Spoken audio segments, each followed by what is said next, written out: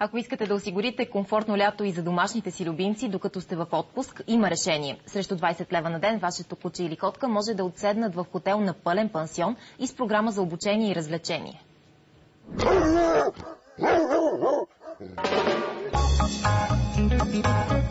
Димитър Трифонов развива хотела си за кучета от 2004 година. Разказва, че покрай кризата хората си позволяват по-малко пътувания и оставят домашните си любимци само за 10 дни през лятото.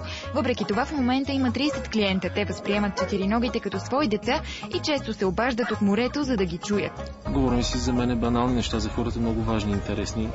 Например, ядели, как се държи, нали отначало вие ще спряли да вие. Имах молба от една клиентка, дайте му телефона, аз да му говоря. Аз казвам, че вибрациите на микрофона в телефона едва ли са доловими за кучешкото ухо. Непрекъснатите телефонни обаждания не безпокоят Димитър. Ядосва се само ако стопаните са описали погрешно характера на своето куче и затова той не му е осигурил подходящи условия.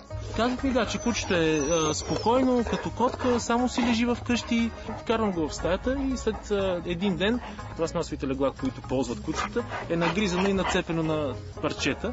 Докато на Запад хотелите за домашни любимци са много популярни, у нас хората все още предпочитат да се доверят на съседката, докато не са вкъщи, за да им излезе без пари. В хотелите за кучета обаче можете да си поръчате индивидуално обучение, 24-часова грижа и специално отношение.